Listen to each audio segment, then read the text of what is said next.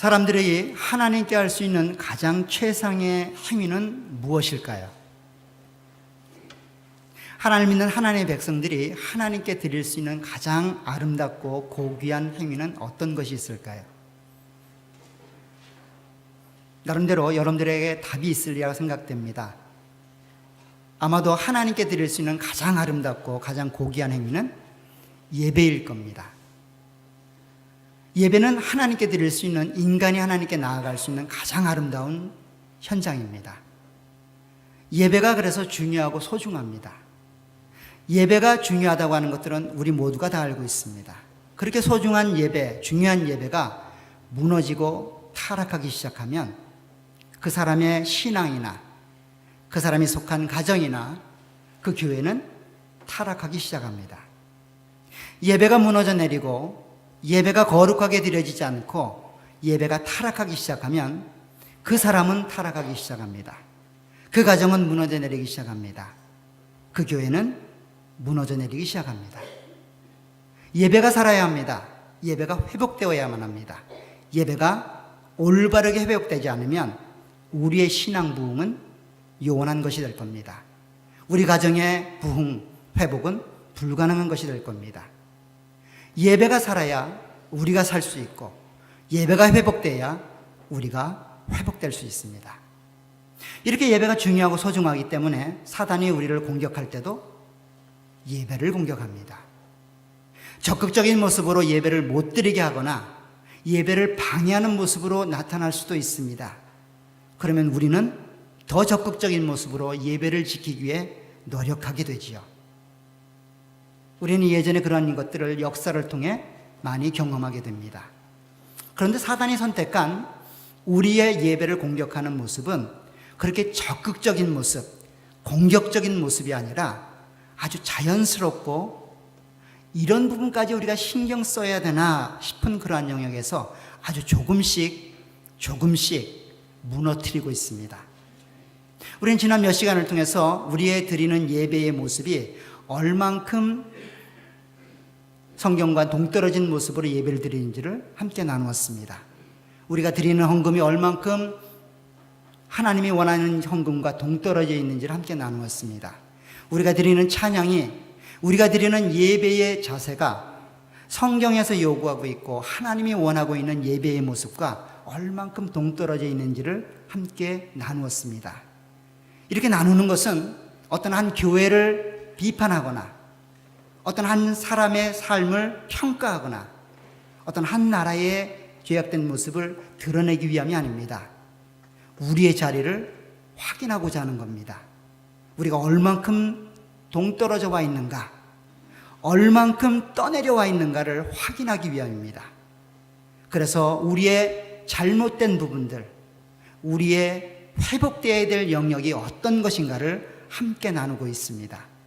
그래서 오늘은 그와 같은 연속선상에서 네 번째 시간으로 하나님을 만나 예배하는 그 영광스러운 자리에서 우리가 예배자로서 하나님께 어떻게 나아가야 되며 또 하나님은 우리 가운데 어떤 모습으로 다가오시는지를 함께 나누도록 하겠습니다. 특별히 하나님 쪽에서 내려오는 하나님의 은혜를 경험하는 하나님의 말씀 전달하는 부분에 대해서 함께 나누도록 하겠습니다. 특별히 하나님 말씀을 전달하는 설교, 하나님 말씀을 읽게 되는 설교의 부분에 대해서 함께 은혜를 나누고자 합니다. 한국 교회만큼 예배가 많은데도 아마 없을 겁니다. 굉장히 많은 예배들이 우리의 삶들 속에서 예배라는 이름으로 소개되고 있고 또 실제로 그 예배라는 현장에 우리가 가게끔 되어 있습니다.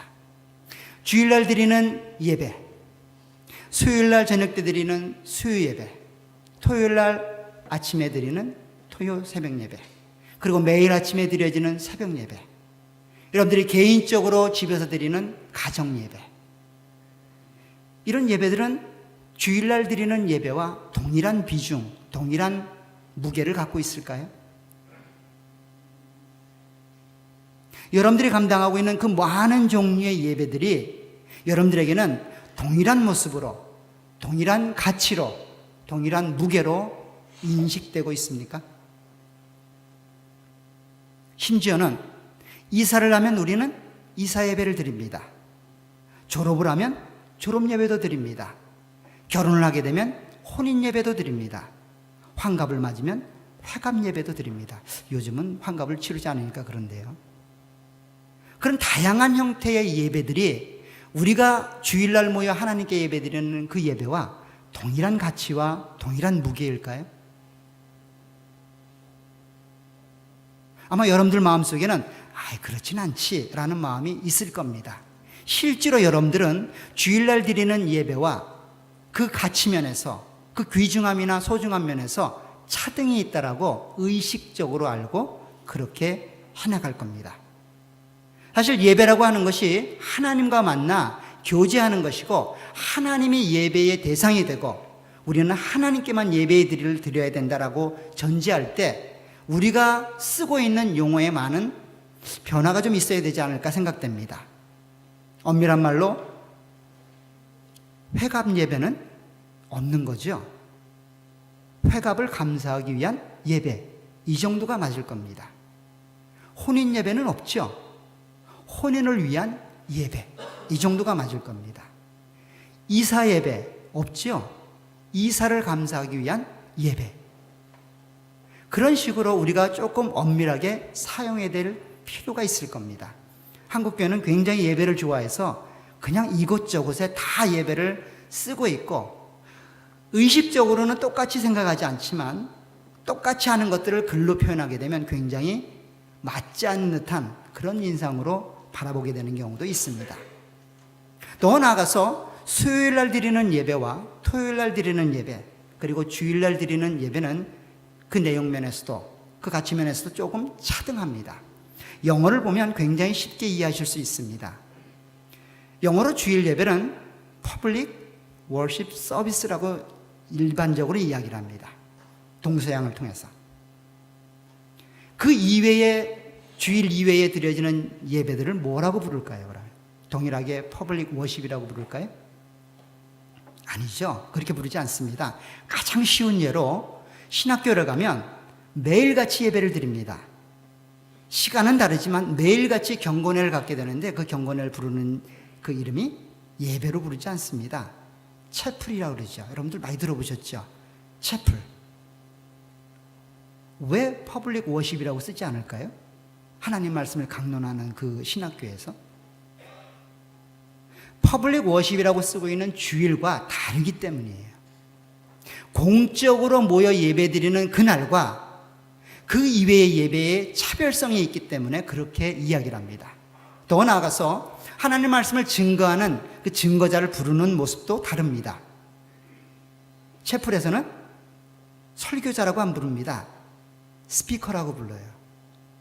여러분들 다 아실 겁니다.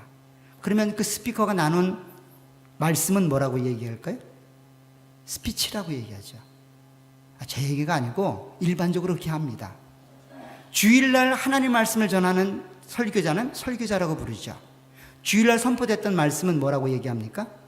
설교, 썰먼이라고 얘기하죠. 굉장히 다르게 취급되고 있습니다. 그런데 한국교회는 다 뭉뚱그려서 그냥 정확한 선이 없이 다 사용하는 거예요. 주일날 하나님 말씀을 맡은 자는 공적으로 인증된 자만이 하나님 말씀을 전달할 수 있습니다. 그래서 한국교회는 강도권이라고 이야기합니다. 굉장히 험한 말이죠. 강도. 실제로 강도사가 되어야만 그때부터 공적인 예배에서 하나님 말씀을 나눌 수 있습니다. 어떤 교단은 강도사란 이름이 너무도 험해서 강도사란 말을 쓰지는 않고 있는 경우도 있어요.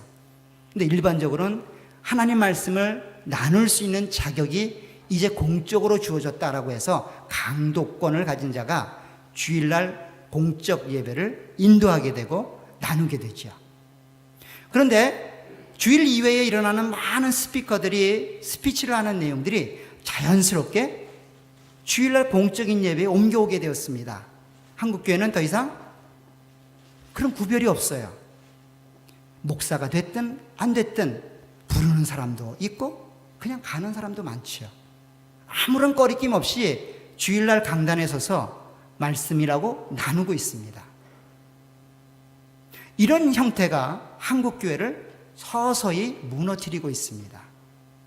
서서히 내려앉고 있습니다. 그러면 많은 분들이 얘기할 겁니다. 큰 교회들이 그렇게 하는데. 당연히 그렇죠. 큰 교회들이 그렇게 합니다. 근데 그러한 내용 속에서 우리가 분명하게 기준이 없고 분명한 생각이 없으면 우리는 떠내려가게 되어 있습니다. 오늘 우리가 읽었던 이 열왕기상에 보게 되면 이스라엘 땅이 두 나라로 갈라져서 북쪽의 이스라엘의 죄악된 형태를 그 첫발을 내디뎠던 여로보암의 이야기가 기록되고 있습니다. 여로보암으로 한번 가보십시오. 열왕기상 12장에 가게 되면 여로보암이 10지파를 하나님으로부터 부여받아서 그 나라를 유지하기 위하여 자기 나름대로의 계획을 세웁니다. 인간적인 눈으로 볼 때는 굉장히 현명하고 지혜로운 사람 같아요. 왜냐하면 이 사람의 생각이 하나님의 명령이 1년에 3번은 예루살렘 하나님이 정하신 그곳에 올라가 하나님께 예배하도록 그렇게 요청받고 있기 때문입니다. 그런데 여로보암이 생각할 때 이런 고민이 생긴 겁니다. 이 10지파의 사람들이 예루살렘에 1년에 3번 올라가서 예배를 드리다가 혹 이런 마음이 들게 된다는 거예요. 무슨 마음입니까? 우리가 왜 나라가 갈라져서 이 남쪽 나라에 와서 예배를 드려야 될까? 왜 우리나라에는 이런 형태가 없지? 왜 우리는 갈라져서 예배를 드리지? 이런 마음이 생기게 될 겁니다. 그렇게 되면 자연스럽게 하나님이 정하셨던 다윗의 혈통은 여로보암이 아니라 르호봄이라고 하는 것들을 깨닫게 될 것이고, 그러면 여로보암만 제거하면 우리가 하나가 될 수 있겠구나라는 생각을 이스라엘 백성들이 할 거라고 착각한 거예요. 생각한 겁니다. 그래서 계획을 세웁니다. 어떤 계획을 세웁니까? 28절에 보세요. 이에 계획하고 두 금송아지를 만들고 무리에게 말하기를 너희가 다시는 예루살렘에 올라갈 것이 없도다. 이스라엘아, 이는 너희를 애굽 땅에서 인도하여 올린 너희의 신들이라 하고 하나는 베델에 두고 하나는 단에 두었다라고 말합니다. 금송아지를 만들어 놓고 이것이 너희를 애굽에서 인도해 온 그 하나님이라고 이야기하는 겁니다. 그리고 나서 예루살렘에 올라갈 필요가 없다는 거예요. 여기서도 충분히 하나님을 예배할 수 있다는 거예요. 그럼 멀리까지 뭐하러 가냐는 거예요. 더 편안하고 더 아름다운 모습으로 이곳에서 예배를 드리라고 이야기합니다. 거기서 멈추지 않습니다. 이 예배당을 만들었던 그 베델과 단을 섬기는 제사장을 이렇게 선택합니다. 31절에 보면 그가 또 산당을 짓고 레위 자손이 아닌 보통 백성으로 제사장을 삼았다라고 이야기합니다. 누구든지 원하는 자, 누구든지 원하면 제사장으로 삼는 겁니다. 하나님 말씀을 맡기는 거예요. 그리고 제사 드리게 하는 겁니다. 하나님 말씀과는 상관없는 자기의 유익을 위하여, 자기의 그 정치적인 기반을 유지하기 위하여 그렇게 사용합니다. 여기서 멈추지 않습니다. 32절에 가게 되면 8째 달 곧 그 달 15째 날로 절기를 정하여 유다의 절기와 비슷하게 하고 제단에 올라가되 베달에서 그와 함께 행하여 그가 만든 송아지에게 제사를 드렸다라고 말합니다. 절기를 새로 만드는 거죠. 똑같은 날 절기를 만들면 생각이 나떨까 봐 비슷한 날에 만드는 거예요. 너무 확 달라지면 문제가 되니까 비스무리하게 만드는 겁니다. 한 달 차이가 나죠. 한 달 차이가 나는 겁니다. 보세요. 아무런 문제 없는 것처럼 보여지잖아요. 인원수로 한번 따져볼까요? 누가 더 많을까요? 베델이 더 많을까요? 예루살렘이 더 많을까요? 10지파하고 2지파하고 예배를 드리면 어느 지파가 더 많을까요? 5배 더 많습니다. 베델에 훨씬 많은 사람들이 모여들어요. 훨씬 영광스럽게 예배 드릴 수 있다고요. 근데 하나님은 뭐라 그럽니까? 틀렸다고 얘기하잖아요. 우리 생각은 어떻습니까? 서울의 큰 교회가 예배 드리는 모습, 서울 큰 교회가 감당하는 모습 다 진리처럼 보여지지 않습니까? 제가 어떤 이야기를 하면 많은 분들이 그럽니다. 큰 교회들이 그렇게 하는데요. 그래서 어쩌라고요? 큰 교회들이 하면 다 진리이고 큰 교회들이 하면 다 옳은 겁니까? 아니잖아요. 분명하게 하나님 말씀을 통하여 우리의 자리를 확인받으셔야 합니다. 그런데 여로보암이 취한 자세를 보세요. 아주 비슷한 모습으로 그 일들을 감당합니다. 전혀 색다른 모습으로, 전혀 색다르게 새로운 형태로 그렇게 하나님을 예배하라고 하지 않아요. 비슷한 모습으로, 누구나 다 이해할 수 있는 영역으로 그렇게 하라고 합니다. 그것이 바로 죄악된 길로 하나님이 세우신 하나님의 나라가 무너져 내려가는 모습입니다. 사단이 취하는 자세이죠. 공격적으로 우리를 공격해 오지 않습니다. 가장 쉬운 영역에서, 가장 자연스러운 모습으로, 누구나 다 동의할 수 있는 영역에서 그러한 것들을 하나씩 하나씩 내려놓게 만듭니다. 그래서 지금 우리는 어디까지 떠내려왔는지를 모르는 거예요. 얼만큼 원래의 모습과 달라져 있는지를 모르는 겁니다. 그런데 타락할 때와 타락한 것을 회복할 때 어떤 게 더 어려울까요? 회복하는 게 훨씬 어렵습니다. 회복하는 게 너무너무 어려워요. 저는 이런 예로 종종 생각합니다. 군대를 가면, 아마 지겨우실 분들도 계실 텐데, 군대를 가면 군인들이 기압이 빠집니다. 2등병 때 기압 빠진 것은 굉장히 쉽게 듭니다. 잘 빠지지도 않아요. 1병 때는요, 2등병보다는 조금 쉽게 빠집니다. 그러나 상병보다는 좀 강하게 들어 있습니다. 회복하는 것도 그렇게 어렵지 않습니다. 상병은요, 2등병보다는 좀 어렵지만 병장보다는 쉽습니다. 병장 정도 되면 어떻게 될까요? 불가능합니다. 군기교육을 가도 안 바뀝니다. 그러니까 어떻게 하는 거예요? 제대시키는 거예요. 새로운 사람 들여다가 쓰는 게 훨씬 나으니까 신병 잡아다가 훈련시키는 겁니다.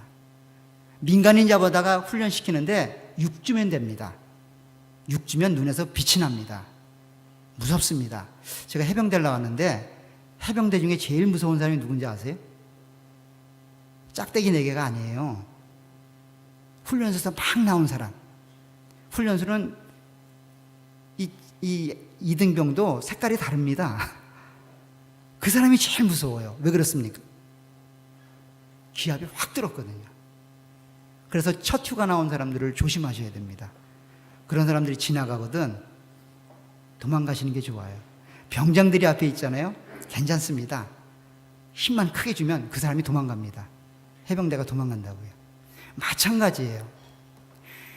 지키는 게 어렵지만 지키는 것은 그래도 쉽습니다. 타락한 자리에서 우리를 끌어올리려 하면 그만한 대가가 필요합니다. 그만한 희생이 필요합니다. 지금 한국교회는 어쩌면 우리가 드리는 예배 현장에서는 그러한 내용들이 많이 타락된 모습으로 조금 원래의 모습과 동떨어진 모습으로 우리 가운데 주어지고 있지는 않는가 그렇게 생각이 됩니다. 특별히 오늘은 하나님 말씀에 대해서 함께 여러분들과 나눌 테인데 오늘 하나님 말씀을 대하는 성도들의 자세 그리고 하나님 말씀을 나누는 그 설교자의 자세가 얼마나 중요하고 어떠한 모습으로 서야 되는지를 고넬료의 이야기를 통해서 함께 나누고자 합니다. 고넬료 하면 여러분들 잘 아는 것처럼 굉장히 경건한 사람입니다. 집안 전체가 하나님을 섬기는 하나님의 사람입니다. 뿐만 아니라 주변에 있는 사람들도 그 사람의 신앙을 이야기할 정도로 굉장히 은혜가 있고 신앙적인 사람입니다. 사도행전 10장을 한번 가보십시오. 사도행전 10장에 가게 되면 이 가이사랴의 군대의 백부장인 고넬료에 관한 이야기를 합니다. 그런데 이 사람이 유대인이 아니라 이방인이에요. 이방인 군대의 백부장으로 그렇게 가이사랴에 파송되어 온 그 사람입니다. 그런 사람의 소개가 10장 1절 2절에 보면 이렇게 말합니다. 가이사랴에 고넬료라 하는 사람이 있으니 이달리아 부대라 하는 군대의 백부장이라. 그가 경건하여 온 집안과 더불어 하나님을 경외하며 백성을 많이 구제하고 하나님께 항상 기도했다라고 말합니다. 이것이 고넬료의 모습이에요. 하나님을 경외하며 백성들을 많이 구제하고 하나님께 항상 기도하는 그런 신앙의 사람이었습니다. 그런데 그가 어느 날 예전과 같이 동일한 모습으로 하나님께 기도하는 중에 한 천사로부터 하나의 이야기를 듣게 됩니다. 그 이야기는 욥바에 가면 무두장인 시몬의 집에 시몬 베드로가 묻고 있다는 거예요. 그 사람을 청하라는 겁니다. 그 사람을 청하여 하나님의 말을 들으라는 겁니다. 이 이야기를 들었던 이 고넬료는 당장 하인들을 보내어 그 요바에 있는 베드로를 청하려고 사람을 보냅니다. 그때쯤 베드로 역시 하나님께 기도하는 중이었습니다. 특별히 고넬료의 하인들이 베드로가 유숙하고 있는 그 무도장인 시몬의 집에 도착할 그때에 베드로 역시 하나님께 기도하고 있었습니다. 그런데 기도 중에 베드로도 환상을 보게 되죠. 여러분들 잘 아는 것처럼 하늘로부터 한 그릇이 내려오는데 보자기 같은 형상을 하고 있고 보자기 안에는 더럽게 취급되는 그런 짐승들이 막 쌓여 있는 거예요. 그리고 나서 하나님이 베드로에게 이야기합니다. 잡아먹어라. 아유, 먹을 수 없습니다. 하나님이 금하신 부정한 동물인데 먹으면 되겠습니까? 아이, 내가 속되게 하다고 하지 않았으니 먹으라. 아이, 못하겠습니다. 먹으라니까 못합니다. 이렇게 3번씩 반복하여 하나님과 실갱이를 하다가 그 환상에서 깨어나게 됩니다. 자, 15절을 보세요. 또 두 번째 소리가 있으되 하나님께서 깨끗하게 하신 것을 내가 속되다 하지 말라 하더라. 이런 일이 3번 있은 후에 그 그릇이 곧 하늘로 올려져 갔다라고 말합니다. 하나님이 속되다고 얘기하지 않는 것은 속되지 않으니 먹으라는 말을 남기고 그 환상에서 깨어난 겁니다.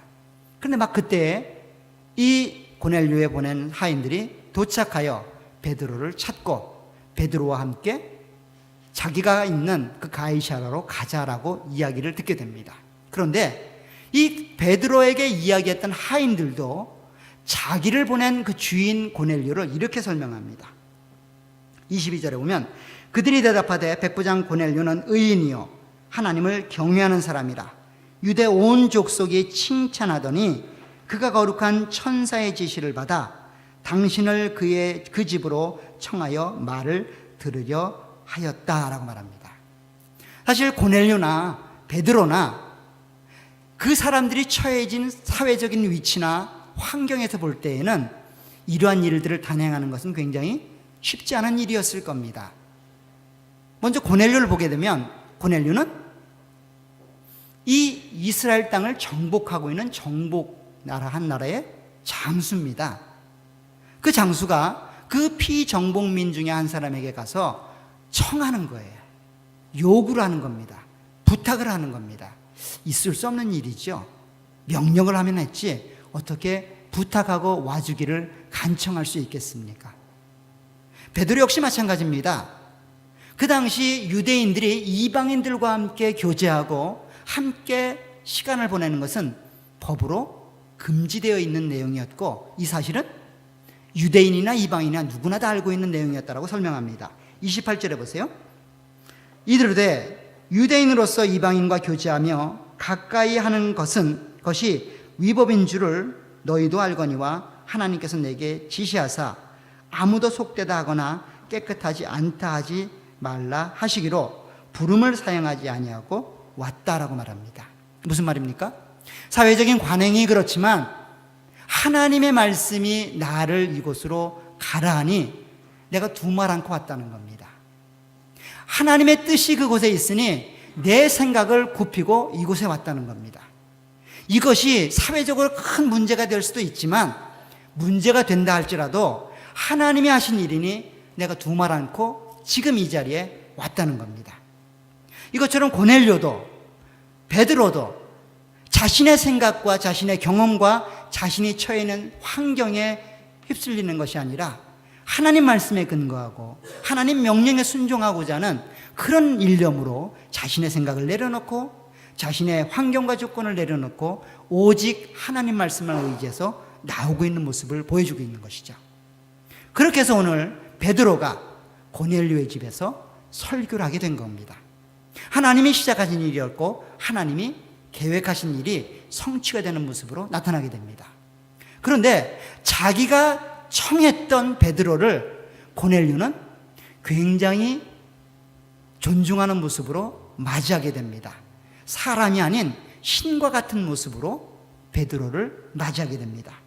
25절에 보게 되면 이제 베드로가 고넬료의 집에 들어오자 고넬료가 베드로를 이렇게 맞이합니다. 마침 베드로가 들어올 때에 고넬료가 맞아 발 앞에 엎드려 절을 했다라고 말합니다.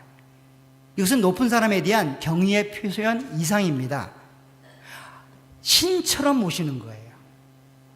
고넬료가 지금 하나님처럼 베드로를 맞이하고 있는 겁니다. 베드로를 맞이하는데 그냥 존경의 표현으로 절을 하는 것이 아니라 하나님이 보내신 하나님처럼 그렇게 베드로를 맞이하고 있습니다. 이러한 이야기는 베드로가 자기에게 절하고 있는 고넬료를 만류하는 모습 속에서 등장을 합니다. 26절에 보면 베드로가 일으켜 이르되 일어나라 일어서라 나도 사람이다. 왜 이러냐? 왜 이렇게 나를 신처럼 떠받드냐? 나는 사람이니 제발 그러지 말아라 라고 이야기하는 겁니다. 지금 고넬료는 하나님의 뜻에 순종하여 하나님의 말을 듣기 위하여 사람을 보내어 베드로를 청하고 있는데 그 베드로를 베드로로 보지 않고 하나님처럼 맞이하고 있는 겁니다. 하나님처럼 맞이하고 있는 겁니다. 바로 이와 같은 모습이 굉장히 중요한 대목 중에 하나죠. 여러분들이 설교자를 존중하고 설교자를 섬기는 것은 설교자 개인이 인격적으로 위대하거나 여러분들보다 높기 때문이 아닐 겁니다. 그렇잖아요. 그죠? 아닌가요? 그렇잖아요. 여러분들이 제 마음은 저를 그렇게 섬기리라 생각되는데 저를 섬기실 때 제가 잘나서 제가 여러분들보다 똑똑하거나 혹은 더 많이 갖고 있거나 외형적으로 뭐 특별나서 저를 섬기는 게 아니잖아요. 그렇다면 제가 막아야 되겠죠. 여러분들이 설교자를 말씀을 전하는 자들에게 그렇게 권위 있게 그렇게 순종하는 모습으로 나아가는 것은 그 말씀을 맡은 자가 맡고 있는 말씀 때문입니다. 여러분들이 설교자를 권위 있게 대하는 것은 설교자 자신의 문제가 아니라 그가 맡고 있는 말씀의 권위 때문에 그렇게 섬기는 거예요. 그래야만 옳습니다. 그래서 사도 바울은 마치 자기를 하나님의 말씀을 맡은 자기를 그렇게 섬기는 것이 부담스러웠던지 만류하는 겁니다. 고넬료의 이러한 모습은 여기서 멈추지 않습니다. 이제 고넬료를 향하여 베드로가 이야기합니다. 도대체 나를 왜 불렀느냐? 그러자 자기가 기도하며 보았던 환상, 그리고 천사를 통해 들었던 내용들, 그리고 어떤 경위를 통해서 지금 당신을 이곳까지 불렀는지에 관한 이야기를 쭉 설명을 합니다. 그리고 나서 이렇게 이야기를 합니다. 32절에 보세요. 사람을 욥바로 보내어 베드로라는 시몬을 청하라. 그가 바닷가 무두장이 시몬의 집에 유숙하였느니라 하기로 내가 곧 당신에게 사람을 보내었는데 오셨으니 잘하였나이다. 이제 우리는 주께서 당신에게 명하신 모든 것을 듣고자 하여 다 하나님 앞에 있나이다 라고 이야기합니다. 누구 앞에 있다고요? 지금 고넬료는 누구 앞에 있는데요? 베드로 앞에 있잖아요. 하나님이 베드로의 모습으로 짠 바꾸셔가지고 있는 게 아니잖아요. 지금 고넬료는 베드로를 하나님처럼 생각하고 있고 하나님 말씀을 전달하고자 하는 그 베드로의 모습을 베드로로 보지 않고 하나님의 모습으로 그렇게 보고 있다는 거예요. 더 나아가면 설교자를 통하여 선포되어지는 하나님의 말씀을 인간의 말로 받고 있지 않다는 겁니다. 하나님의 말씀으로 받고 있다는 거예요. 설교자의 말을 하나님의 말씀으로 받게 되면 그 하나님의 말씀으로 받고 있는 그들에게는 그 하나님의 말씀이 능력으로 역사하게 됩니다. 반대로 인간의 말로 받고 있는 그 사람에게는 그 설교자의 말이 어떻게 될까요? 인간의 말이 되는 겁니다. 한 사람의 의견이 되는 거고 한 사람의 생각이 되는 거예요. 그런 사람에게 그 하나님의 말씀이 역사를 할까요? 역사를 하면 그건 기적이죠. 굉장히 큰 은혜입니다. 역사를 안 하기가 쉽습니다. 만약에 여러분들이 하나님 말씀을 하나님의 말씀으로 받기 시작하면 그때부터는 여러분들이 감당할 수 없는 엄청난 기적이 일어납니다. 왜냐하면 여러분들이 받고 있는 말씀이 인간의 말이 아니라 하나님의 말이기 때문이에요. 하나님이 말씀하시는 내용이기 때문에 그때부터는 하나님이 역사하기 시작합니다. 이러한 내용을 가장 잘 보여주는 것이 이사야서 55장입니다. 조금 전에 읽었던 이사야 55장을 다시 한번 보시기 바랍니다. 하나님이 이렇게 말씀하십니다. 이사야 55장 10절에 보면 이는 비와 눈이 하늘로부터 내려서 그리로 되돌아가지 아니하고 땅을 적셔서 소출이 나게 하며 싹이 나게 하여 파종하는 자에게는 종자를 주며 먹는 자에게는 양식을 줌과 같이 내 입에서 나가는 말도 이와 같이 헛되이 내게로 되돌아오지 아니하고 나의 기뻐하는 뜻을 이루며 내가 보낸 일에 형통함이니라. 너희는 기쁨으로 나아가며 평안히 인도함을 받을 것이요 산들과 언덕들이 너희 앞에서 노래를 바라고 들의 모든 나무가 손뼉을 칠 것이며 잣나무는 가시나무를 대신하여 나며 화석류는 찔레를 대신하여 날 것이라. 이것이 여호와의 기념이 되어 영영한 표징이 되어 끊어지지 아니하리라. 바로 하나님의 말씀을 받는 하나님의 사람들에게 나타나는 하나님 말씀의 역사의 모습입니다. 설교자를 통하여 선포된 하나님의 말씀이 여러분들에게 하나님의 말씀으로 인정되기 시작한다면 그때부터 하나님은 그 말씀을 통하여 일하시기 시작할 겁니다. 여러분의 개인의 삶을 움직여 갈 겁니다. 여러분의 가정을 움직여 갈 겁니다. 여러분들의 삶이 그 말씀으로 변화되고 회복되기 시작할 겁니다. 중요한 것은 그 말씀을 하나님의 말씀으로 받느냐 그렇지 않느냐죠. 가장 중요한 내용입니다. 설교를 할 때 제가 여러분들에게 누누이 말씀드리지만 하나님과 만나 예배드리는 그러한 내용이 하나님 쪽에서 나오는 이야기와 인간 쪽에서 드리는 내용이 있다고 존재를 했습니다.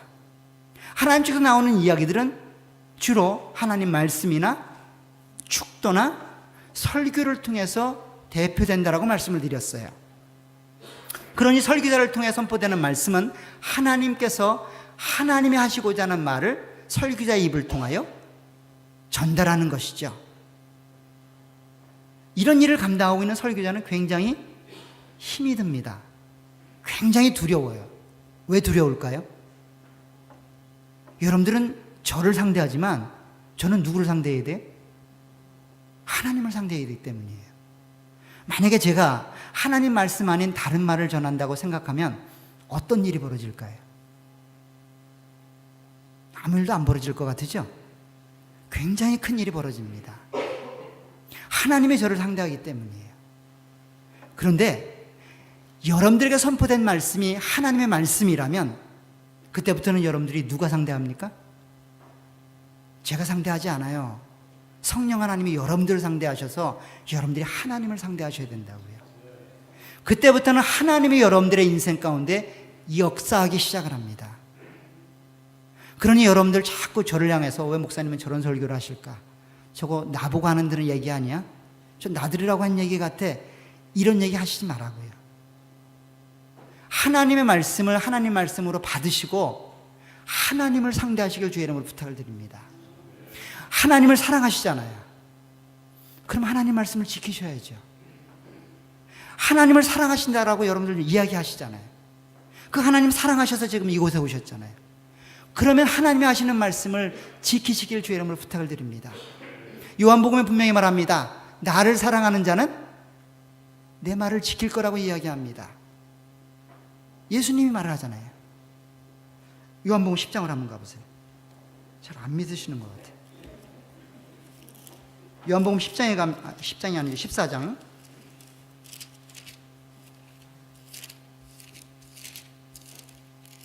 요한복음 14장에 가면 이런 말합니다. 23절부터 볼게요. 예수께서 대답하여 이르시되 사람이 나를 사랑하면 내 말을 지키리니 내 아버지께서 그를 사랑하실 것이요 우리가 그에게 가서 거처를 그와 함께 하리라. 나를 사랑하지 아니하는 자는 내 말을 지키지 아니하리니 너희가 듣는 말은 내 말이 아니요 나를 보내신 아버지의 말씀이니라 라고 이야기합니다. 하나님을 사랑하셔서 이곳에 오셨고 하나님을 사랑하셔서 이 예배 현장에 있다면 설교자를 통하여 선포되는 하나님 말씀을 듣고 순종하시길 주의 이름으로 부탁을 드립니다. 그것이 하나님을 사랑하는 방식이고 하나님을 따라가는 방식입니다. 그렇게 우리의 예배가 회복되고 그런 자세로 하나님께 나아오시고 그런 자세로 하나님 말씀을 선포하는 그런 저희들이 되어야 될 겁니다. 그와 같은 모습이 있길 주의 이름으로 부탁을 드립니다. 예배 현장은 그냥 시간 되어서 그냥 좋은 이야기 들으러 오는 것이 아닙니다. 생명을 전달하는 생명의 말씀을 함께 나누고 그 생명이 전달된 그 말씀을 통하여 하나님의 역사에 동참하는 위대한 자리입니다. 그런 자리를 통하여 여러분들이 회복되어지고 여러분들의 인생이 하나님께 온전히 드려지는 귀한 삶이 되시기를 간절히 축원합니다. 하나님 말씀이 타락하면 우리의 신앙은 타락할 수밖에 없습니다. 하나님 말씀이 가려지기 시작하면 그때부터 우리의 인생은 어둠을 헤맬 수밖에 없습니다. 하나님 말씀이 회복되기를 기도하시길 주의 이름으로 부탁을 드립니다. 회복된 말씀이 선포될 때 그 말씀대로 순종하시기를 주의 이름으로 부탁을 드립니다. 그러면 여러분들의 인생이 하나님 안에서 회복되는 놀라운 기적을 체험하시게 될 겁니다. 우리 모두가 그와 같은 일에 동참하고 하나님의 영광을 드러내시기를 간절히 축원합니다. 기도하도록 하겠습니다.